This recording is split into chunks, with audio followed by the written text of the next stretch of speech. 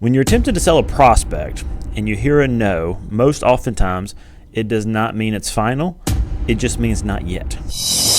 Welcome to the Final Expense Sales Academy, the hub for mastering the art of final expense life insurance sales.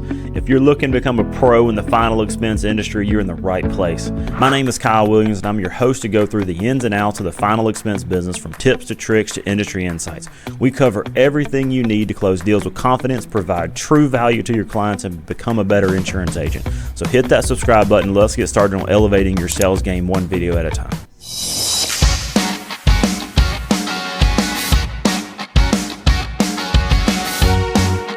Hey guys, in this episode, we are going to talk about how when you hear a no in final expense life insurance sales, most oftentimes it is not final.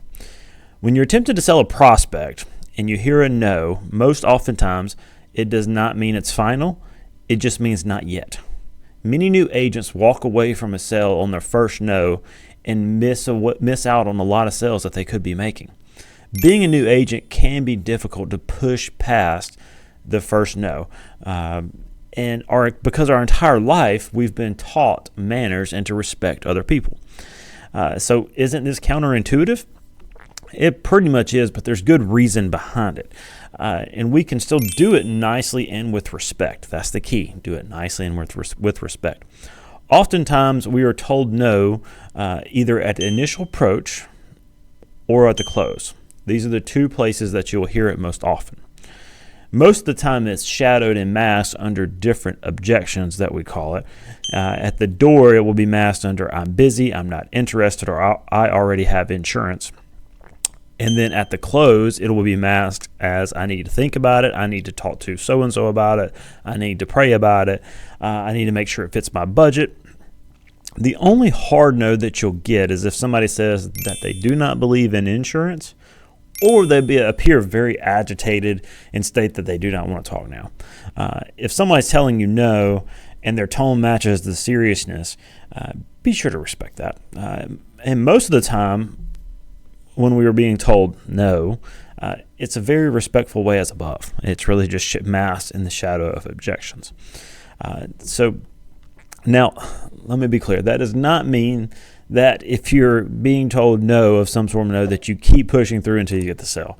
You should push through 5 or 6 times, and if you're still not making any progress, it might be time to move on. Just judge the prospect whenever you're sitting in front of them, because you still want to be respectful. So you can push through the no's, some of the no's that I mentioned above, simply by just really asking some curious questions. It's a very respectful way to cover the objection. So here are some examples. If at the door and they say that they're busy, just simply ask, what do you have going on? It determines if they're really busy or if they're lying. If at the door they state that they already have insurance, you just simply state, well, I'm assuming that you were looking into more insurance or better insurance, right? If when you're trying to close the individual and they say that they need to think about it, you just simply say, no problem. What is it that you want to think about? If it's at the close and they say that they want to make sure that it fits their budget, just respond, I completely agree. Which one of those look the most affordable for you? Simply just asking the question in a very respectful way helps you help them get to the bottom of it. It's really looking at it more of we are helping them clear over some of their hurdles. It's a very respectful way. We're not telling them what to do. We're not pushing them into what to do. We are simply pulling them by asking curious questions and helping them get more clarity so that way we can help them get what they need. So you'll find a lot of gold by just being patient and by just simply waiting out a couple no's, by just asking curious questions and helping them help decide which plan is best one for them.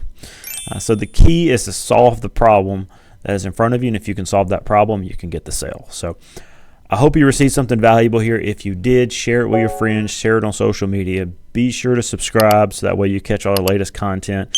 If you have any questions, comment below, and we'll see you in the next episode.